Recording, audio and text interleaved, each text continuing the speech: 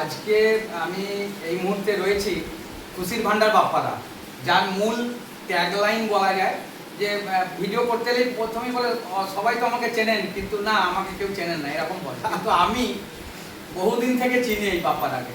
খুশির ভান্ডার নাম নিয়ে অনেকেই আছে, দেখবেন খুশির ভান্ডার অমুক, খুশির ভান্ডার অমুক। খুশির ভান্ডার ভাবলেই যে বাপ্পাদাকে পাবেন এটা নয়। বাপ্পাদার কাজ দেখবেন, এই ছবিটা মিলিয়ে নেবেন, আমার সাথে নয়, এমনি খুশির ভান্ডার বাপ্পাদা বলে সার্চ করবেন বাপ্পা, তাহলে এই ছবিটা পাবেন, দাড়িওয়ালা মুখ।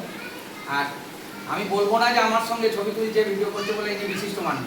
আপনাদের এনার কাজ দেখবেন, কাজ দেখে ওনার গুরুত্ব বিচার করবেন। আজকে আমি অনেক দূর থেকে ছুটে এসেছি, উনি আজকে এসেছেন ওনার একদম কাছের আত্মীয় বাড়ি, যেটাকে বলা হয় শ্বশুর বাড়ি।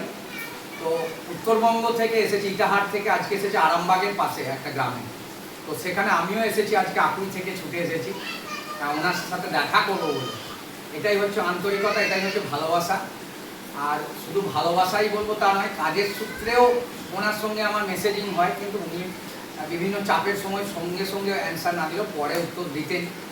যাই হোক, আজকে যে সামনে পেয়ে যাবো বাপ্পাদাকে, এটা আমি খুব আনন্দের সঙ্গে, আমার খুব আনন্দ লাগছে। মানে মনে হচ্ছে যেন কাছের একজন মানুষ, মানে বাড়ির মানুষ, আমার আত্মীয় যেন এসেছে আমার বাড়িতে।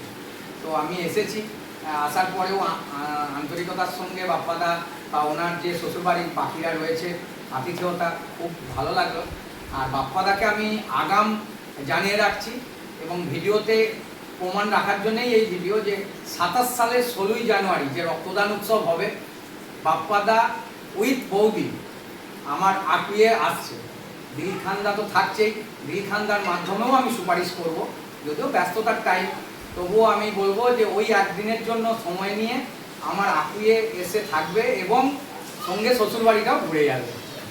সবাই ভালো থাকবেন, দেখে রাখুন খুশির ভান্ডার বাপ্পাদা, বাড়ি ইটাহার।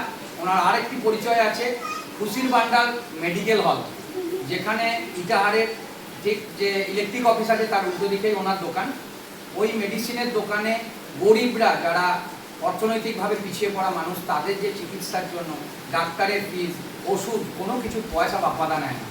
আজকের দিনে এরকম মানুষ যে পাওয়া যায়, আপনারা বলবেন ইউটিউব থেকে পয়সা পায়, সেটা না।